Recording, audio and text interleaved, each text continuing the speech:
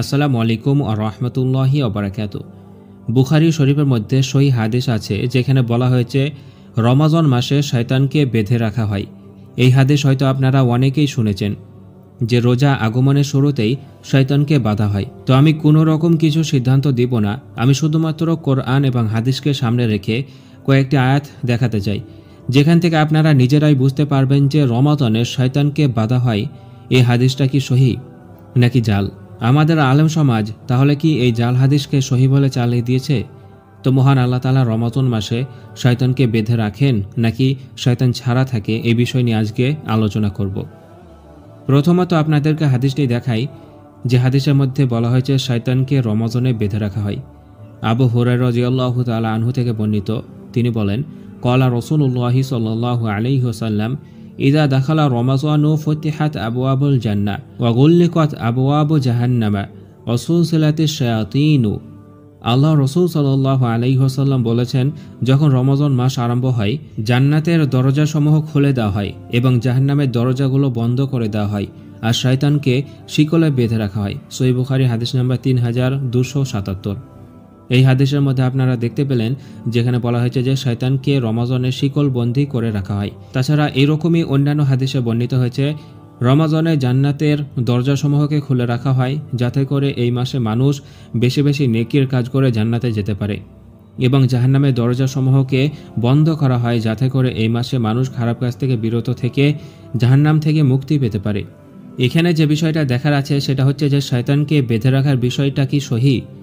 আসলে কোরআন থেকে আপনাদেরকে কিছু আয়াত দেখাবো যা থেকে একটি কথা বোঝা যায় যে শয়তানকে আল্লাহ তাআলা কিয়ামত পর্যন্ত ছাড় দিয়েছেন বা ক্ষমতা দিয়েছেন।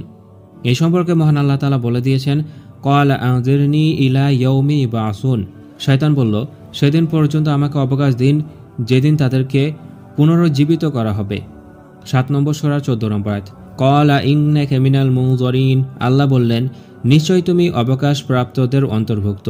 এই রকমই আয়াত আরও অনেক আছে, তবে এই দুটোই যথেষ্ট। এই আয়াতে যেটা বলা হয়েছে যে আল্লাহ তাআলা কিয়ামত পর্যন্ত শয়তানকে অবকাশ দিয়েছেন বা ছেড়ে দিয়েছেন, কিন্তু হাদিসে বলা হয়েছে প্রতি রমজানে শয়তানকে বেঁধে রাখা হয়। এখন যদি আমি এই হাদিসটিকে সহিভাবে নিই তাহলে এখানে প্রশ্ন এসে যাবে যে কোরআনে বলা হয়েছে শয়তানকে কিয়ামত পর্যন্ত ছাড় দিয়েছেন, কিন্তু হাদিসে বলা হয়েছে রমাজান মাসে শয়তানকে বেঁধে রাখা হয়। তো যদি রমাজান মাসে শয়তানকে বেঁধে রাখা হয় তাহলে তো শয়তান বলবে যে তুমি তো প্রথমেই আমাকে বলে দিয়েছো বা আমি তোমার কাছ থেকে চেয়ে নিয়েছি আমাকে কিয়ামত পর্যন্ত ছাড় দিয়ে দাও, তাহলে রমাজান মাসে আমাকে আবার বেঁধে রাখা হচ্ছে কেন? এখন আপনাদেরকে আমি জানাতে চাই যে কোরআনের কথাটা আপনারা মানবেন নাকি হাদিসের কথাটা, কোরআন সহিহ নাকি হাদিস সহিহ, এই যাচাই বাছাই করার দায়িত্ব আপনাদেরকে দিলাম। আমি শুধুমাত্র আপনাদেরকে এমন একটি জিনিস জানানোর চেষ্টা করেছি যেটা নিয়ে এইভাবে কখনো ভাবেননি, শুনে এসেছেন কিন্তু কখনো এভাবে ভাবেননি, তাই ভাবার জন্য জানাচ্ছি। তাছাড়া দেখা যায় যে রোজার মাসে শয়তান বাধা থাকার পরেও মানুষ খারাপ কাজ করে থাকে, যদিও বেশিরভাগ মানুষ বা যেসব মানুষগুলো অন্য মাসে যতটা খারাপ কাজে লিপ্ত থাকে রোজার মাসে অনেকটাই কম থাকে, তবুও খারাপ কাজ একবারে সম্পূর্ণভাবে 1 মাস বন্ধ থাকে তা তো হয় না। তো এখন কথা হচ্ছে যে শয়তান যদি বাধা থাকে তাহলে খারাপ কাজ হচ্ছে কেন? এখানে কিছু যুক্তি পেশ করা হয়, যেমন একটা যুক্তি হচ্ছে কোরআনের মধ্যে বলা হয়েছে, কমা উবাররিউ নাফসি ইন্না নাফসা লাআম্মারাতুম বিসসুই। আর আমি আমার নাফসকে পবিত্র মনে করি না, নিশ্চয় নাফস মন্দ কাজের আদেশ দিয়ে থাকে। এখানে নাফসের কথা বলা হয়েছে। নাফস হচ্ছে 3 প্রকার। একটি নাফস খারাপ, যে খারাপ নাফস মানুষকে খারাপের পথে নিয়ে যায়, তো সেই শয়তান তো বাধা থাকে কিন্তু নাফস ছাড়া থাকে, তো সেই নাফস মানুষকে খারাপের পথে নিয়ে যায়। তো এখন কথা হচ্ছে যে আল্লাহ রমাজান মাসে শয়তানকে বেঁধে রেখে মানুষকে ভালো পথের দিকে নিয়ে যায়, তাহলে নাফসকে কেন বেঁধে রাখে না? শয়তানকে কেন বেঁধে রাখে? নাফসকে কেন ছেড়ে দেওয়া হয়? নাফসকে ছেড়ে দেওয়ার জন্য তো মানুষ খারাপ কাজই করে থাকে। আবার অনেকে যুক্তি দিয়ে থাকেন যে সারা বছর কোনো মানুষ এত পরিমাণে পাপ করে থাকে, যেমন একটি সাইকেল অত্যন্ত দ্রুত গতিতে চলার পরে যখন সাইকেলের প্যাডেল মারা বন্ধ করে দেওয়া হয় তখন কিছুটা চাকা ঘোরে। তো কোনো ব্যক্তি যদি সারা বছর এত পরিমাণে পাপ কাজ করে থাকে তার জন্য এই রমাজান মাসে এমনিই পাপে কেড়ে যায়, তার ভালো হতে হতে শয়তান আবার তার ঘাড়ে এসে বসে এরকমটা অনেকে বলে থাকেন, কিন্তু কোরআনের আয়াতের দিকে লক্ষ্য রেখে আমার গবেষণা হচ্ছে আসলে কি শয়তান বাধা থাকে? কারণ কোরআনের আয়াত যেভাবে বর্ণনা হয়েছে যে শয়তানকে সম্পূর্ণভাবে ছেড়ে দেওয়া হয় কিয়ামত পর্যন্ত, তাহলে আবার তাকে প্রতি বছর বেঁধে রাখা হয় কেন? তো শয়তানকে বেঁধে রাখা হয়, এর ব্যাখ্যা কি হতে পারে আপনাদেরকে আমি ছেড়ে দিলাম, আপনারা নিজেরা যাচাই বাছাই করে দেখে নিতে পারেন। আসলে অবকাশ মানে কি? অবকাশ মানে হচ্ছে আল্লাহ তাআলা যেদিন পর্যন্ত কাউকে অবকাশ দিবেন তারা আগে পর্যন্ত তাকে ছেড়ে দেয়, তার উপরে কোনো রকম কিছু করে না। এই সম্পর্কে কোরআনে অনেক আয়াত আছে, আপনাদেরকে আমি দেখাচ্ছি অবকাশের মানে কি, আপনারা তাহলে ভালোভাবে বুঝতে পারবেন। মহান আল্লাহ তাআলা বলেছেন, আর আল্লাহ যদি মানব জাতিকে তাদের জুলুমের কারণে পাকড়াও করতেন তবে জমিনে কোনো বিচরণকারী প্রাণীকেই ছাড়তেন না, তবে আল্লাহ তাদেরকে একটি নির্দিষ্ট সময় পর্যন্ত অবকাশ দেন। যখন তাদের নির্দিষ্ট সময় চলে আসে তখন এক মুহূর্তও পেছাতে পারে না এবং আগাতেও পারে না। 16 নম্বর সূরা 61 নম্বর আয়াত।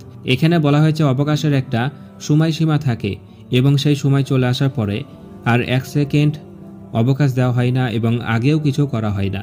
আরও একটা আয়াত আপনাদেরকে দেখাচ্ছি, ওয়ালাউলা কালিমাতুন সাবাকাত মির রাব্বিকা ইলা আজালিম মুসাম্মাল লাকুদিয়া বাইনাহুম। একটি নির্দিষ্ট কাল পর্যন্ত অবকাশ সম্পর্কে তোমার রবের পূর্ব সিদ্ধান্ত না থাকলে তাদের বিষয়ে ফয়সালা হয়ে যেত। 42 নম্বর সূরা 14 নম্বর আয়াত। এই আয়াতে বলা হয়েছে একটি নির্দিষ্ট সময় পর্যন্ত অবকাশ দেওয়া হয়। যদি অবকাশ না দেওয়া হতো কোনো একটি ফয়সালা করে দিত। অবকাশ মানে সেই সময় পর্যন্ত তাকে সেই স্বাধীন ইচ্ছাশক্তি দিয়ে দেওয়া বা তাকে ছাড় দিয়ে দেওয়া। শয়তানের ব্যাপারে আমরা সেই আয়াতে দেখতে পেলাম কিয়ামত পর্যন্ত তাকে অবকাশ দেওয়া হয়েছে। তো যদি কিয়ামত পর্যন্ত তাকে ছাড় দিয়ে দেওয়া হয় তাহলে আবার প্রতি বছরে বেঁধে রাখা হয় কেন? এখন আপনারা ঠিক করেন যে কোরআনের আয়াত সমূহকে সহি বলবেন নাকি হাদিসকে সহি বলবেন। যে কোনো একটিকে সহি বলতে হবে। তাছাড়া শয়তান কি? শয়তান হচ্ছে মানুষ ও জিনের মধ্য থেকে হয়ে থাকে। তো যদি রোজার মাসে শয়তানকে বেঁধে রাখা হয় তাহলে মানুষরূপী শয়তানগুলোকে ছেড়ে দেওয়া হয় কেন? শুধু জিনরূপী শয়তানকে বেঁধে রাখা হয় আর মানুষরূপী শয়তানকে ছেড়ে দেওয়া হয় কেন? এখন হয়তো বলতে পারেন যে হ্যাঁ, কিছুক্ষণের জন্য মেনে নিলাম যে এই হাদিস জাল। তো কোনো রকম কি যুক্তি আছে যে এই হাদিস কীভাবে আবিষ্কার হতে পারে? হ্যাঁ, আমার কাছে যুক্তি আছে, আর তা হচ্ছে হতে পারে সাহাবাদের যুগে বা তার পরের যুগে মানুষেরা লক্ষ্য করেছে যে 11 মাসে মানুষ যেভাবে পাপ কাজ করে থাকে রোজার মাসে সেরকম পাপ কাজ করে না। এর কারণ কি? তখন হয়তো কোনো মানুষ বলে দিয়েছে যে রোজার মাসে শয়তান বাধা থাকে, শয়তান থাকে না তাই মানুষ পাপ কাজ করে না। তখন হয়তো কেউ জানতে চেয়েছে যে এই কথা কি আমাদের নবী সাল্লাল্লাহু আলাইহি ওয়াসাল্লাম বলেছেন। তখন হয়তো পরবর্তীতে কেউ বলে দিয়েছে যে হ্যাঁ, এই কথা তো আমাদের নবী সাল্লাল্লাহু আলাইহি ওয়াসাল্লাম বলেছেন। এভাবে হয়তো আস্তে আস্তে এটা হাদিসে পরিণত হয়েছে। এটা আমার সম্পূর্ণ অনুমান, জাল জয়ীফ হাদিস এভাবেই হয়ে থাকে আর কি। হয়তো এর পূর্বে এ সম্পর্কে আপনারা কখনো শুনেননি, কিন্তু আমার গবেষণা অনুযায়ী আপনাদেরকে আমি জানালাম। বাকি আপনারা আমাকে গালি দিতে পারেন বা যা খুশি বলতে পারেন, আমি এ ব্যাপারে কিছু সিদ্ধান্ত দিব না। আগেই বলেছি যে আমি শুধুমাত্র আপনাদেরকে আয়াত এবং হাদিসকে সামনে রেখে আলোচনা দেখাবো, আর আমি তা দেখিয়েছি। যারা আমাকে চিনেন তারা জানবেন যে এইরকম গবেষণামূলক ভিডিও নিয়ে আমি আলোচনা করে থাকি এবং গালিও খেয়ে থাকি। এখন অসুবিধা নেই, গালি দিতে পারেন, আমার গবেষণা আমি চালিয়ে যাব। আশা রাখি বুঝতে পেরেছেন। এই সম্পর্কে আপনাদের প্রত্যেকের মতামত কমেন্ট করে জানাবেন এবং আমার জন্য দোয়া করবেন। আজকের মতো এই পর্যন্তই।